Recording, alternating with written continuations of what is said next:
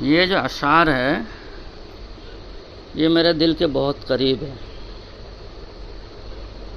اور دنیا نے ان اشعار کو بہت پسند کیا، بہت پسند کیا۔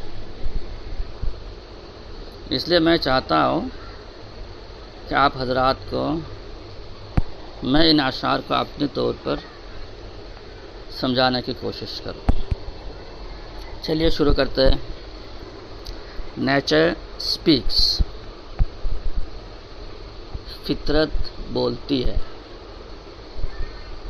یا فطرت کی آواز۔ نیچر اسپیکس،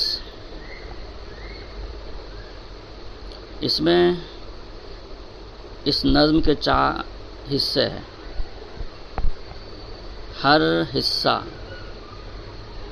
ہر مکمل شعر کچھ الگ الگ بات پیش کر رہا ہے۔ کوشش کیجئے ان کو سمجھنے کی۔ I am the creator, neither black nor white. I am the shelter, but never I pride. I emit my light after every night. Follow me as your guide. I am too wide. Be a human, not man or woman. Be the moon, neither hot nor cool. Be a river, everyone's lover. Be like earth, everybody's heart. Everything of mine belongs to thine. This is the reason you shine. Keep it in mind, your race is so little to hide. Pleased is he who the lessons finds. May heaven be kind. I in court be the proud. پہلے شعر میں I am the creator, neither black nor white. Creator کی سی جب capital کے ساتھ ہے تو obviously اس کا مطلب اللہ سبحانہ و تعالی ہی ہے۔ میں خالق کے کائنات ہوں، میں خالق ہوں، نہ کالا ہو نہ گورا ہو۔ اس اوپر والے کچھ جملوں میں خاص طور پر نسل پرستی کی بنیاد کو ڈھانے کی کوشش کی جا رہی ہے کہ اللہ خود کہہ رہا ہے کہ میں نے پیدا کیا ہے، میں نے کالے کو بھی پیدا کیا ہے، گورے کو بھی پیدا کیا ہے۔ میرے نزدیک نہ کالے کی فوقیت ہے نہ گورے کی فوقیت ہے، میں ہی پیدا کرنے والا ہوں۔ اس کے بعد خود ہی کہہ رہا ہے I am the shelter but never a pride. میں سایاباں ہوں، میں آسمان ہوں، میں نے ہی تم لوگوں کو سورج کے تپش سے، ان کرنوں سے جس سے تم جل سکتے تھے، سلجھ سکتے تھے، برباد ہو سکتے تھے، میں نے ہی تم کو بچایا ہوا ہے۔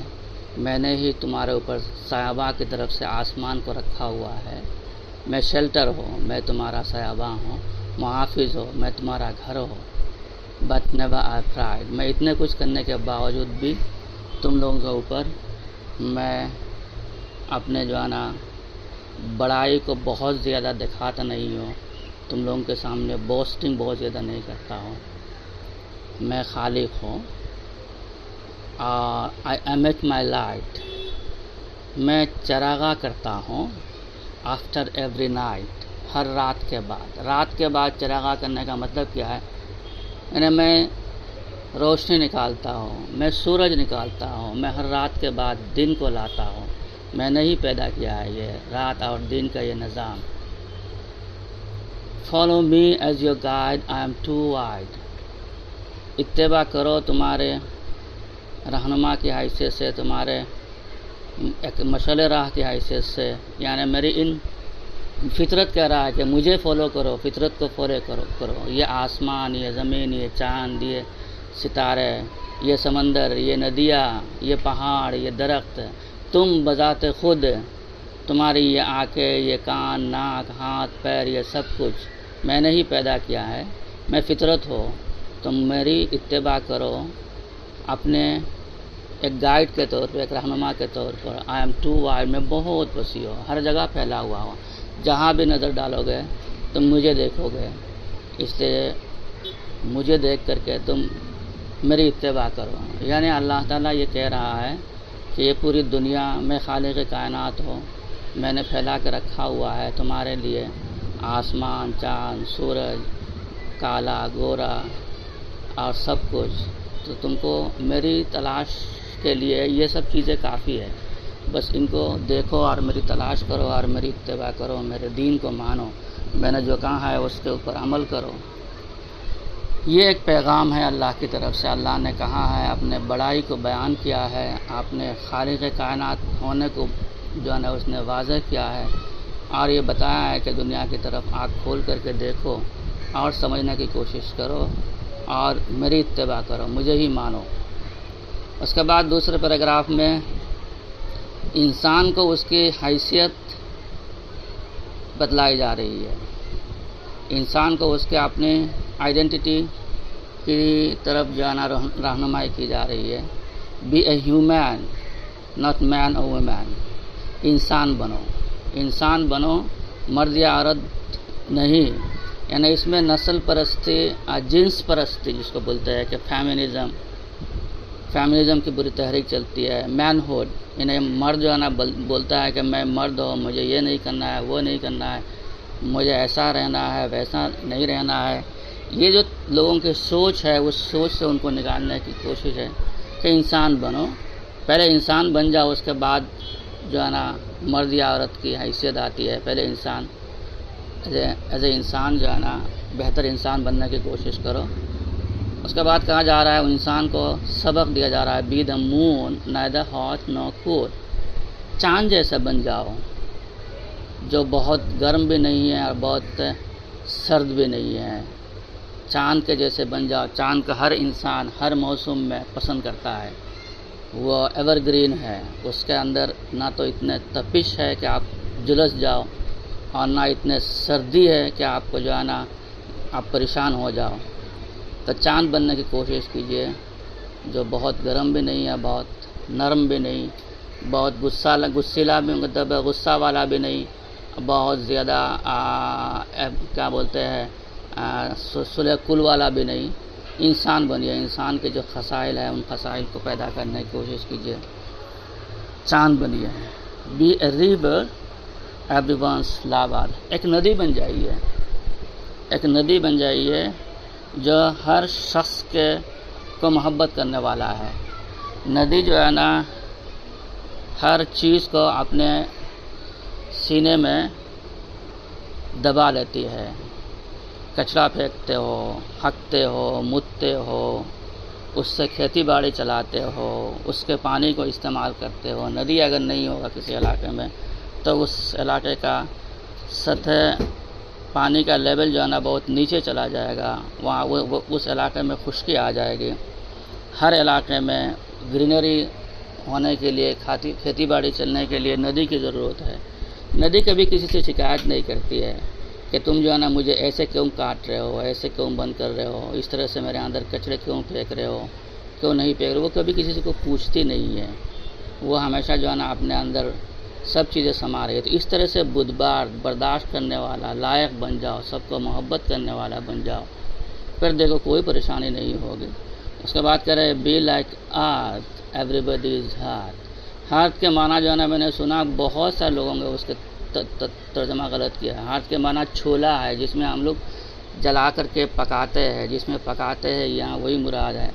تو زمین جیسا بن جاؤ جو اب ہر انسان کے پکانے کی جگہ ہے، یعنی چھولا میں پکاتے ہیں، وہ خود جلتا ہے، خود گرمی کو برداشت کرتا ہے، آپ کے لیے کھانا بناتا ہے، وہ کبھی شکایت نہیں کرتا ہے وہ زمین کہ جو ہے نا میرے اوپر تم آگ جلا کر کے تمہارے پیٹ بھرنے کا سامان تیار کر رہے ہو، مجھے تکلیف ہو رہی ہے، یہ وہ شکایت کبھی نہیں کرتی ہے زمین۔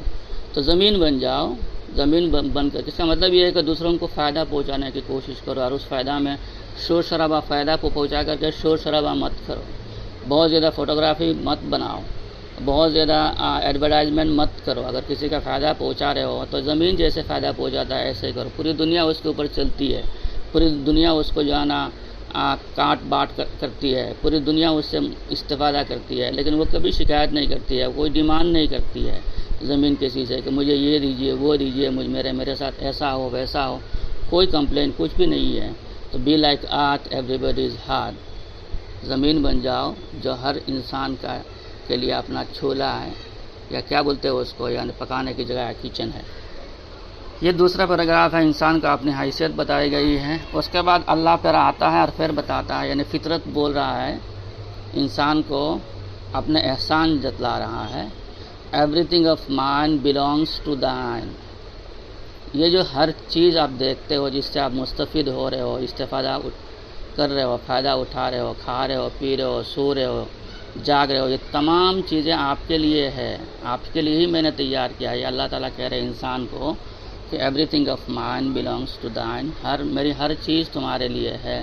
دس is the reason you shine, یہی وجہ ہے کہ تم چمکتے ہو، یعنی تم زندہ ہو، چل پھر رہے ہو، اپنے آپ میں بوسٹنگ کرتے ہو، اپنے آپ میں دکھاوا کرتے ہو، میری چیزوں کو استعمال کرتے ہو، میری فطرت کی بنی ہوئی چیزوں کو، فطرت سے چیزوں کو لیتے ہو اور استعمال کرتے ہو اور چل رہے ہو، اکڑ رہے ہو تم۔ کیپ اٹ ان مائنڈ، اس بات کو آپ جو ہے نا ذہن میں رکھیے، کیپ اٹ ان مائنڈ، اس بات کو اچھی طرح سے ذہن میں رکھیے، ذہن نشی کر لیجئے۔ Your race is so little to hide, تمہاری دوڑ بہت چھوٹی ہے کہ اس سے تم بچ نہیں سکتے ہو۔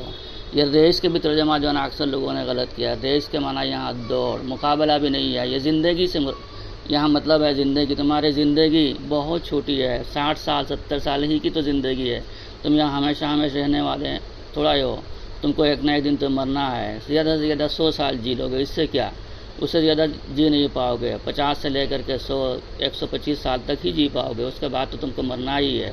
تو یہی بول رہے ہیں، your race is so little to hide, تمہاری یہ جو زندگی کے دوڑ بھاگ ہے، یہ جو تمہاری مقابلہ آ رہی ہے، کچھ بھی کہیے، یہ جو تم زندگی کے دوڑ میں لگے ہوئے ہو، یہ ریس تمہاری بہت زیادہ چھوٹی ہے، اس سے تم بچ ہی نہیں سکتے ہو، اس کو چھپا نہیں سکتے ہو، اس چھٹاپن کو، اس زندگی کے چھوٹے پن کو جو ہے نا چھپا نہیں سکتے ہو، تم کو مرنا ہی ہے، ایک دن مر کر کے ہی رہو گے، اس لیے اس بات کو ذہن میں رکھیے۔ اس کے بعد آخری پیراگراف میں یا آخری شعر میں شاعر اپنے لیے جو ہے نا اپنی حیثیت بتا رہا ہے اور اپنی خواہشات کا اظہار کر رہا ہے اور نصیحت بھی پیش کر رہا ہے۔ پہلے 2 لائن میں، پہلے شعر میں نصیحت ہے، دوسرے والے شعر میں جو ہے نا دعا ہے۔ تو وہ پہلے کہہ رہا ہے کہ pleased is he who the lessons find, وہی خوش نصیب ہے جس کو سبق مل جائے، یعنی فطرت سے سبق جس کو مل جائے وہی خوش نصیب ہے، وہی جو ہے نا آگے جا کر کے خوش رہے گا، وہی جا کر کے آگے کامیاب ہوگا، وہی بندہ جو ہے نا اچھا ہے جس کو سبق مل جائے۔ Pleased is he who the lesson finds, جس سبق جس کو آ کر کے پکڑ لیتی ہے وہی جو ہے نا خوش نصیب ہے۔ اس کے بعد دعا ہے، مے ہیون بی کائنڈ، یہ ہیون کے ایک جب کیپٹل ہے، اس کا مطلب بھی اللہ ہی ہے۔ مے ہیون بی کائنڈ، اللہ سبحانہ و تعالیٰ میرے اوپر مہرباں ہوں۔ I in could be the pride, could کے سی بھی کیپٹل میں ہے، اس کا مطلب کچھ الگ ہوتا ہے، اس کا مطلب ہے کہ میں روز قیامت میں، حساب کتاب کے دن میں، یعنی کورٹ میں، اللہ کی عدالت میں، دربار میں، دیوان میں، بی دا پرائڈ، کہ میں خوش ہو جاؤ، یعنی میرے جو ہے نا نماء عمل اتنا اچھا ہو کہ میں اللہ کے دربار میں خوش ہو، جب میرے نماء اعمال صحیح ہوں گے، اچھے ہوں گے، تبھی جا کر کے میں خوش ہو پاؤں گا۔ اس لیے میں دعا کر رہا ہوں، میں ہیون بی کائنڈ، کہ اللہ سبحانہ و تعالیٰ میرے اوپر مہرباں ہوں۔ I in could be the pride, کہ میں روز قیامت میں، حساب کتاب کے دن میں خوش نصیب ہوں، میں خوش ہو جاؤں میرے اعمال کی وجہ سے، اور میرے اعمال نامہ جو ہے نا صحیح ہو، یہ دعا ہے میری۔ تو یہ 4 کیا نام ہے مکمل اشعار ہیں، 4 گویا کے اسٹینزاز ہیں، ان کو میں نے لکھا اور یہ کافی اچھے ہیں، خاص طور پر یورپ میں کئی سارے یورپین پبلیکیشنز نے اس کو کیری کیے تھے، اور میں نے آپ لوگوں کے ریکارڈنگ بھی سنے ہیں، اور جیسے میں نے پہلے بتایا کہ یہ ہر شاعر کی جو ہے نا دلی تمنا ہوتا ہے کہ اس کے اشعار لوگ پڑھے، محظوظ ہو، سمجھے، اور جب لوگوں کو سمجھ میں نہیں آتا ہے، اس کو لگتا ہے کہ لوگ غلط سمجھ رہے ہیں یا غلط ترجمہ کر رہے ہیں یا اس جذبے سے نہیں پڑھ رہے، اس کو تکلیف ہونے لگتی ہے، اس کو لگتا ہے کہ معاملہ کچھ گڑبڑ ہے۔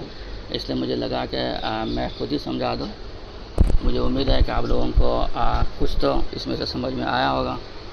باقی یہ ہے کہ میں باقاعدہ ایک پروفیشنل شاعر نہیں ہوں. میں نے 2006 سے اشعار کہنا شروع کیا. اس کے بعد ابھی تقریباً 50-55 کے لگ بھگ نظمیں ہیں. ان میں سے